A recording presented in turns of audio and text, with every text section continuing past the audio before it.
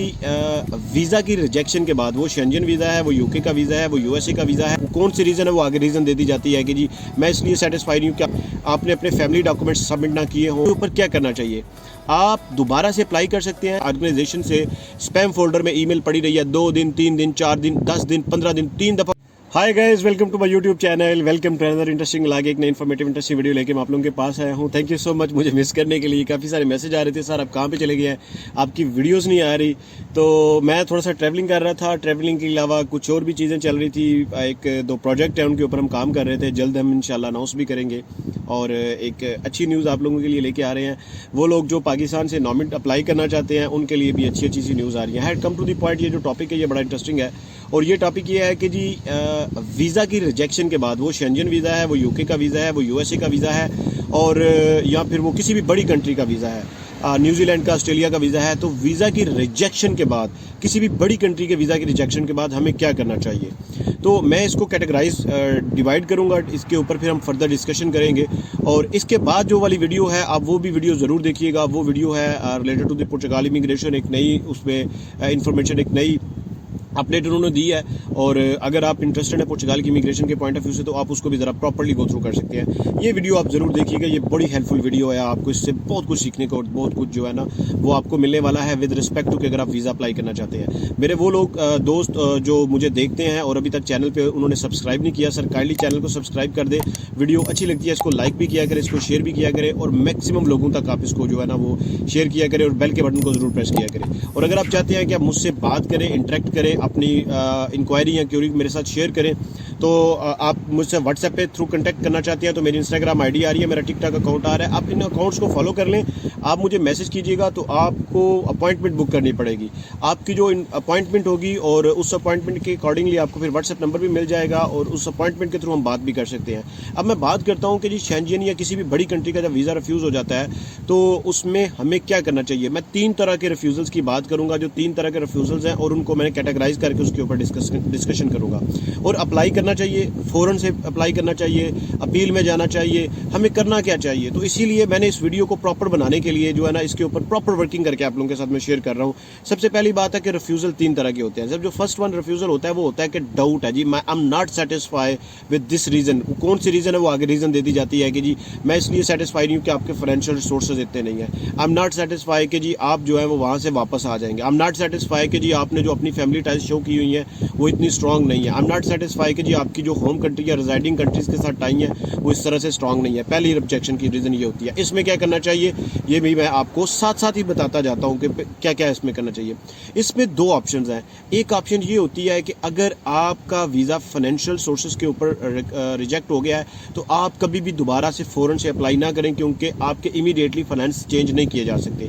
लेकिन अगर आपका वीज़ा किसी ऐसे डाउट से रिजेक्ट हो गया है जो कि आप पहले अपनी एप्लीकेशन के साथ कोई डॉक्यूमेंट नहीं अटैच कर सके, फ़र्ज़ करें कि ये कह दिया जाता है कि जी आई एम नॉट सेटिस्फाई कि आपकी जो रिजाइडिंग कंट्रीज़ है उसके साथ टाइज़ या होम कंट्रीज के साथ टाइज स्ट्रॉन्ग नहीं है, आपकी फैमिली टाइज स्ट्रॉन्ग नहीं है। हो सकता है आपने अपनी पहले की एप्लीकेशन में आपने अपने फैमिली डॉक्यूमेंट्स सबमिट ना किए हों, आपने जिस कंट्री में रिजाइडिंग कंट्री में रहते हो वहाँ पे कोई टेनेंसी एग्रीमेंट्स वगैरह ना लगाए हों, आपने अपनी गाड़ी के डॉक्यूमेंट्स ना लगाए हों। आप वो सारी चीज़ें इकट्ठी करके दोबारा से अप्लाई करके ये चीज़ें लगा के आप वीज़ा फाइल कर सकते हैं, अगर आपका ऑब्जेक्शन ये है तो।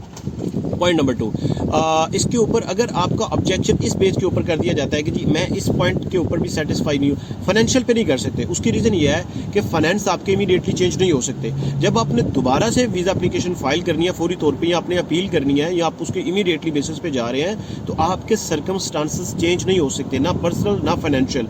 हाँ, डॉक्यूमेंट्स अगर कोई मिस है तो वो आप एडिशनल ऐड करके अपनी एप्लीकेशन को स्ट्रॉन्ग कर सकते हैं। पॉइंट नंबर 2 आ जाता है कि जी जिसके ऊपर रिजेक्शन होती है वो ये है कि जी आपका ये जो डॉक्यूमेंट है ये प्रॉपर्ली वेरीफाइड नहीं है। सपोज टू भी आपका कोई एम्प्लॉय लेटर वेरीफाइड नहीं है, आपका कोई ऐसा डॉक्यूमेंट है जो कोई बिजनेस डॉक्यूमेंट वेरीफाइड नहीं है, उसको वेरीफाई करने के लिए एम्बेसी ने किसी तरह से सोर्सेज के थ्रू कॉन्टैक्ट करने की कोशिश भी की है तो आपका वो डॉक्यूमेंट वेरीफाई नहीं हुआ।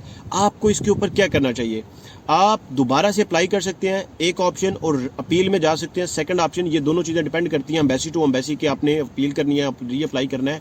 लेकिन उससे पहले आप वो जो डॉक्यूमेंट वेरीफाई नहीं हुआ उसका एक प्रॉपर रिकॉर्ड लेके जाएं कि एम्बेसी ने अगर ईमेल की है या एम्बेसी ने अगर किसी तरह से वो इंक्वायरी करने की कोशिश की है, वो किस रीज़न की वजह से प्रॉपरली इंक्वायर्ड नहीं हुआ या वेरीफाइड नहीं हुआ, उसका एक प्रॉपर रिकॉर्ड लेके जाएं। एक एग्जांपल देता हूँ एक केस की कि एम्बेसी ने कांटेक्ट किया है कि जी एक एम्प्लॉयर के साथ कि ये आपका एम्प्लॉयर है, आपने इसके लिए एम्प्लॉयमेंट लेटर लिखा है, तो क्या ये लेटर वेरीफाइड है या इस लेटर की ऑथेंटिसिटी क्या है।